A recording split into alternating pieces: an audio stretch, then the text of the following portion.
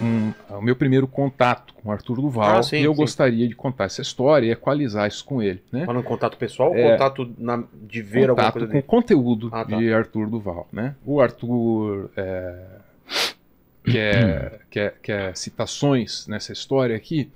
Eu tenho uma aqui da qual ele gosta muito, né? Então, essa frase, Arthur, eu já vi você citando por aí, hein? Qual a frase? Saca só, cara. Como é que é? Veja nas evidências aquilo que elas de fato mostram. Não o que você quer que elas te mostrem. Maravilhosa essa frase. Bertrand Russell. Você sabe de onde saiu essa frase dele? Bertrand Russell, numa última entrevista que ele deu bem perto da morte. Esse vídeo é maravilhoso. Na verdade, inclusive. estava num livro antes. Pô, tá certo. Você, sabe porra, cara, você me pegou. Não conheço. Porque não sou cristão. Pô, Legal saber que você ótimo. gosta desse. Deixa eu só entender. Você quer me colocar numa armadilha que eu gosto de uma frase de um livro que fala que ele não gosta de ser cristão? Não, é isso? Recomendo inclusive não que tenho você problema leia. nenhum com Eu isso, continuo, cara. não precisa ter medo do livro. Eu continuo tão cristão quanto era antes da leitura. Tá bom. Quer uma outra indicação de um cara bom? Livro sobre racionalidade. Tá bom. O Gênio Egoísta do Richard Dawkins.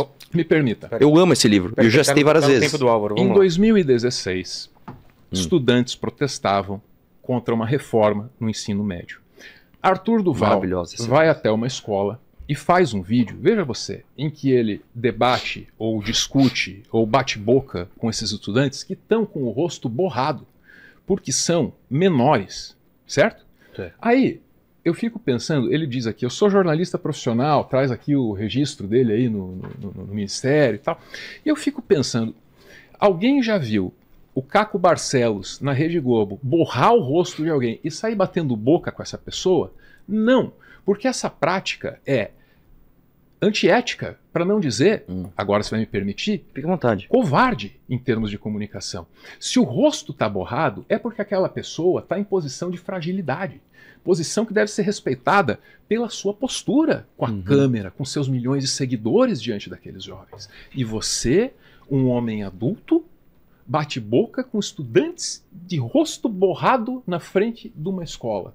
Para quem estuda comunicação, isso é um assinte. Essa é uma prática que não deveria existir. Fico até surpreso de saber que esses vídeos continuam no YouTube com sucesso. 756 mil não, tem muito na mais. primeira parte, 5 milhões, não é isso? Na parte 2, dentro da escola, né?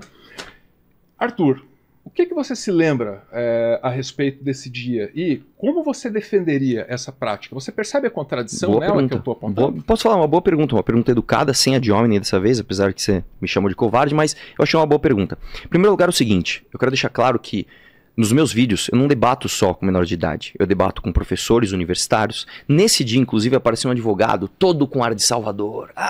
Debati com o advogado também, debatemos com professores, debatemos com sindicalistas, debatemos com políticos, a gente debate com tudo. A gente não vai brincar com criança de 10 anos para expor ao ridículo. Agora, o que estava acontecendo de fato ali era o seguinte, alunos estavam invadindo, esse é o nome, invadindo uma escola, porque eles eram contra a PEC do teto. Eu fui para lá fazer uma pergunta simples. Você está impedindo outros alunos de estudarem por causa da PEC do teto. Você leu a PEC? E os alunos respondiam sim. Quantas páginas tem a PEC? Aí o cara não sabe responder. Aí eu dava aquela induzida. Mais ou menos de 60. Mais de 60, não PEC, né? A página tinha 6 páginas. Então era uma galera doutrinada pelos seus professores, que não sabia o que estava fazendo ali, né, e impedindo o direito constitucional de outros alunos estudarem. Eu quero lembrar que não foi uma greve de professores por melhores salários, porque isso é constitucional.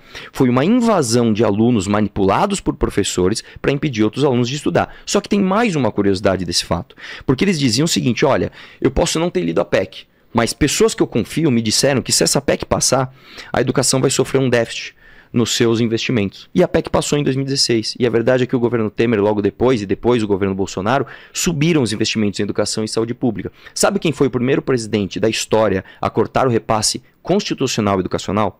Sabe quem? O Lula agora, em 2023. Muito bem. Eu tenho um slogan que é: não importa o que eu acho, importa o que eu sei. O que significa que eu dou pouco valor para as minhas opiniões. Agora imagine para as suas. Não tô nem aí para o que você acha da educação. Isso não é opinião, no Brasil. cara. Meu isso é um fato, velho. Isso é um fato, mano. De comunicação empregada. Arthur, você gostaria de nos contar como acabou a sua incursão no Colégio Estadual do Paraná? Puta, gostaria muito. O que ocorreu naquele dia, Arthur? Nossa, obrigado. Levantou. Essa aqui deu uma levantada de bola maravilhosa. Uma garota, que eu não posso citar o nome, né? O que aconteceu? Vamos lá, eu entrei na escola, eu quero lembrar pra você o seguinte, é só ver o vídeo está no ar. Eu entrei dentro da construção da escola. Eu fiquei no estacionamento, que era um lugar aberto, com mais de 50 pessoas, com alunos, com adultos, com pessoas com celular. Eu fiquei por volta de 45 minutos lá dentro. E quando eu estava indo embora, alguns alunos me deram um mata-leão e me bateram até eu quase apagar no chão. Eu quase apaguei. E aí eles tentaram roubar. Isso é verdade, isso tá filmado, não adianta você rir. Isso é fato, isso não é opinião, cara. Você pode ir lá assistir o vídeo. E aí, esses alunos tentaram roubar minha câmera e eles conseguiram roubar uma parte da minha câmera. E aí eu levantei e saí correndo. Eu não conhecia aquela rua, eu saí correndo. E aí eu vi uma delegacia. Que bom. Fui, corri e entrei na delegacia. Socorro, socorro, socorro. Quando eu olhei lá, delegacia da mulher. Aí tinha um policial lá, falou, o que aconteceu? Eu falei, eu tô sendo agredido, Beleza, ele me parou ali. Não, peraí, você tá salvo aqui. Aí entraram 5 ou 6 meninas. E aí chegou um advogado do PT, um barbudão. E aí eles me colocaram numa sala com aquela divisória de escritório e do outro lado essas meninas com o advogado. E eu ouvi o advogado tentando insistir para essas meninas que elas passassem uma acusação de estupro, como se eu tivesse estuprado uma delas. Eu não lembro agora quantas meninas eram, mas eu acho que eram 6 meninas, 5 desistiram. Falaram, desculpa, isso aqui eu não faço, foi embora. Uma ficou. Uma de 16 anos falou, eu fico e vou falar que eu fui estuprado. Ela foi na delegada e falou, delegado, é o seguinte, esse rapaz me estuprou lá na escola. A delegada... assim, você não tá falando com uma criança, você tá falando com uma pessoa experiente. A delegada na hora ganhou a cena. Ela pegou e falou assim, você foi estuprado? Então foi o seguinte, vamos fazer exame de corpo de delito. Na hora a menina desistiu da acusação e falou, não, na verdade ele não me estuprou. Na verdade ele me chamou de... Ele me empurrou, passou a mão no meu peito e falou que eu era gostosa e que ele queria me beijar. Ela foi lá e fez constar no BO. Ela primeiro passou uma acusação de estupro, depois, quando da necessidade do exame, rebaixou a acusação, tarará. Eu fiquei desesperado. Falei, cara, fudeu, né? O que eu vou fazer? Eu vou ter que responder uma acusação de estupro, eu nunca respondi isso, fudeu, o que eu faço? Qual foi a minha sorte? O que me salvou? Dentro daquela câmera destruída, o meu SD estava intacto. E o meu vídeo lá dentro estava intacto sem nenhum corte. Então eu tenho todo o vídeo, do momento em que eu chego na calçada da escola, até o momento que eu entro, faço a pergunta para os alunos, falo com o advogado, falo com todo mundo, saio, sou agredido e corro para a delegacia. E aí eu usei isso como prova e eu fui absolvido dessa acusação absurda de estupro. Foi isso que aconteceu. Então, mais uma vez, né, eu acho que isso aqui é uma oportunidade maravilhosa, a gente esclarecer mais uma vez como, infelizmente, a ideologia, né, manipula esses alunos para eles fazerem essas coisas absurdas. Essa é a versão dele. Eu gostaria de trazer algumas das palavras dessa garota. Ele estava se filmando com essa mão, à direita, e a outra estava livre. Nisso, ele passou a mão no meu seio, até a minha cintura. Eu fiquei horrorizada. Ele ficava falando, vocês são muito gostosas. Chamou a gente de vagabunda. E aí vem a parte aqui que eu acho mais dura. Em casa, tomei 5 banhos. Parece que eu ainda me sentia suja, sabe?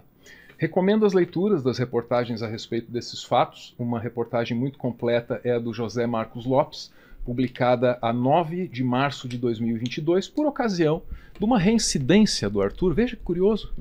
Veja que curioso. Nesse mesmo tipo de evento, tinha acabado de acontecer a coisa da Ucrânia, né, Arthur? Não acho que a gente possa sair daqui sem falar disso, sabe? Vamos falar. E quando isso aconteceu na Ucrânia, o pessoal foi recuperar o teu histórico, né? Sim. E percebeu que você era reincidente nesse tipo de ocasião. A reportagem se chama O Dia em que Mamãe Falei foi parar na delegacia em Curitiba.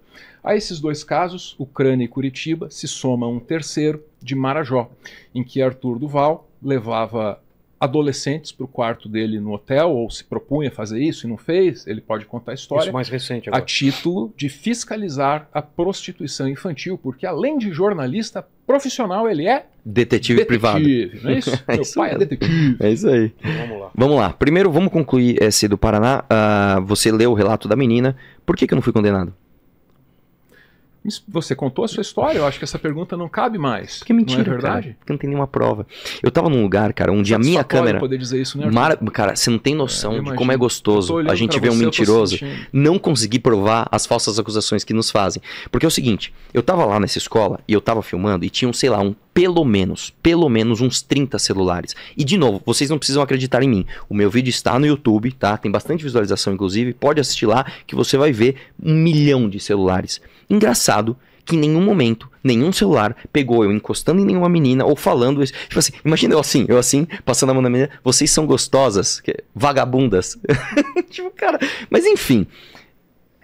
Tá aí, cara. Então, tudo que você fala, infelizmente, cara, são meias verdades. E eu quero lembrar pra você que se eu tivesse, né, feito alguma coisa, assediado, agredido, ou sequer xingado uma mulher de vagabunda num contexto desse, onde são menores de idade, você pode ter certeza absoluta, cara, que eu ia sentir o peso da lei com toda a força.